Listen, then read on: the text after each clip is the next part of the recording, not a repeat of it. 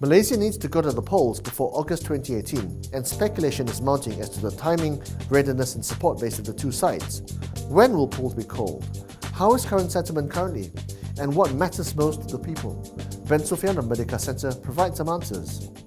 Ben, it's the time of year again, elections.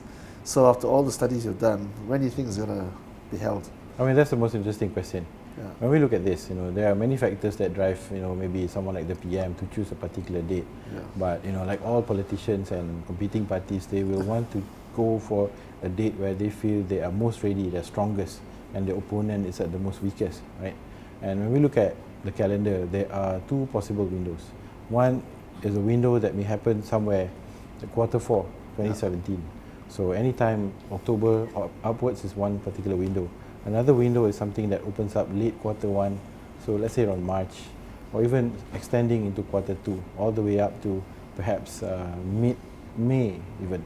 And I think the likelihood of elections going into those dates are dependent on a couple of factors. Number one would be the economic factors. Does the market out there, particularly consumers, feel good about conditions? Are the strong GDP growth numbers that we're seeing, the headline numbers, translating, trickling down into feel-good effect on the ground? It takes time for these things to take place. Second is the readiness of their respective parties to compete, finding the right candidates and so on, and therefore translated into better numbers on the ground, support numbers and so on.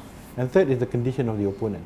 If the opponent is still in disarray, fragmented and driven by infighting, then one should call for an election. But I think elections called by those factors. That if the government feels that it can win on its own outright strength, rather than relying on a disarrayed opponent, then I think they'll call it sooner.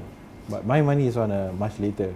And push it out as far as possible. Yeah. Because I think August 2018 is the deadline. Yeah, that's the deadline. And I think the reason is because it takes time, like I said earlier, for the economic feel good to translate into sentiments on the ground. Yeah. And also the readiness of the party. It's gone through, I would say, a very trying 3 years.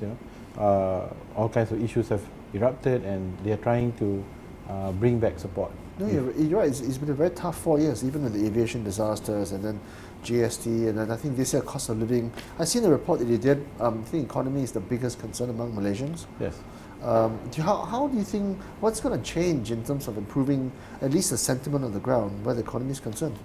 Well, moving the needle on the economy is going to be very tough because you need to move a lot of cash into public hands, into their pockets in order to make them feel better.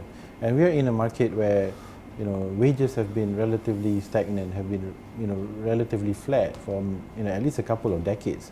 So while the headline numbers are strong, exactly, that's a disconnect. Correct, there is a disconnect. So how do you make people feel better? I think in the short term, you need to boost cash transfers to people, particularly helicopter money, BRIM, yeah. Yeah. But how big is it going to get, and can the government afford it? Well, perhaps they can afford it if they, be more austere in other parts of spending. So can they? I think I think they're pushing the envelope. They're trying to do that. They're trying to squeeze every last dollar, ringgit from all those agencies. We see the tax department being very vigorous in collecting. Right. So I think they will try to do that. Of course, we also saw there's all kinds of new taxes being considered and proposed, like the tourism tax. So, but it's been very GST has been very unpopular because it's kind of like moving money from one side to the other, right? Yeah. Right. So what's changed between GE13 and GE14, or rather 6 years ago and now 5-6 years ago? Well, I mean, a couple of things. In terms of the economy, you have the economy continuing to grow fairly steadily. But I think the growth has been somewhat uneven. There are some sectors that are doing better compared to other sectors. I mean, if you look at sectors that affect the larger or reflect the larger consumer market, then people are talking about retail being somewhat more mediocre, more pressured.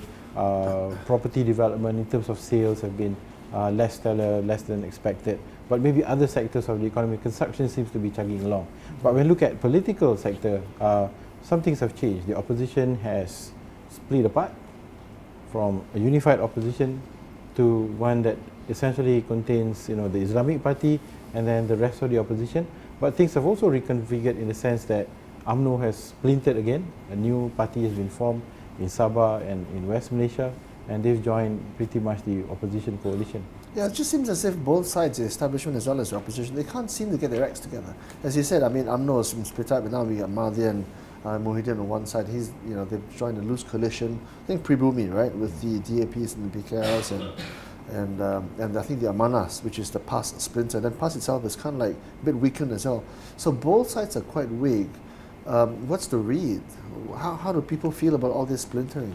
Yeah, look at nation politics. First and foremost, our politics is all about who gets a share of the political and economic pie of the country. Yeah. And unfortunately, a lot of times this pie is divided according to the ethnic communities that make up this country. Yeah. So political parties are representatives of the various ethnic groups. So even though these parties have splintered, in and of itself, it continues to retain that latent support, the base support that it used to have. So take, for example, PAS. They've moved away from the rest of the opposition, but they've carried with them their base support of maybe about 1/3 of the Malay electorate. So when you transpose that on the bigger picture, they still have 18% of the vote. So if the opposition were to mount a serious challenge ahead, they still can't do it without these guys in the outside. They still have to find a way to cooperate, and this is the problem, because we have some parties, they want to go towards a more secular, multiracial Malaysia, but there are parties that are more conservative, very Islamic-centric, and they can't get their act together to understand that actually they need to compromise. So what is the one thing multinationals ask you at the end of the day, beyond the boilerplates, beyond all the interpretations, what is the one thing that most interests them? Well, I think one thing is the commitment towards supporting business-friendly policies. Which I think Malaysia does have by and large, right? Yeah, by and large. I think that's the fundamental issue. Does the country have business-friendly policies? Number two, does the political leadership of the country meddle in the affairs of companies and so on? Do they necessarily? I don't think they do it to the extent that people experience in other countries. There are some, like say maybe China or something. Right? Correct. Yeah. Right. So less so. I think it's more friendly to the business community. There is, I would say, a very pro-trade, pro-commercial tendency in this country, because we do realize that we are a trading nation, so we need to remain friendly. But there are concerns, I think not all of them, but about the increased conservatism or fundamentalism. That also enters the equation, yeah? That enters the equation somewhat, on the social front, because when they invest here, they also live here, they will have senior executives living here, so the question about, Muslim, non-Muslim lifestyles. Livability issues, like. Yeah. So this is your busiest time of, I guess in any part of your business cycle, right? You've got tons of people looking at the whole country. What is the Merdeka Centre's gauge on sentiment right now? Strong, weak, very weak, or very strong? Well, the sentiment right now is mixed, but with a tinge of being upbeat, because we think that the improved economic numbers that we've seen in the overall numbers for the GDP. Did you believe that Q1 GDP 5.6% was real? We think that it's mostly real, because we saw that in terms of consumer sentiments, there is an appropriate rise as well. Okay. So there is some amounts of that newfound wealth trickling down. But I think the implication for politics is the rate with which the sentiments are changing. Is it changing fast enough to favor the incumbent? When we're looking at that, we don't think it's moving fast enough.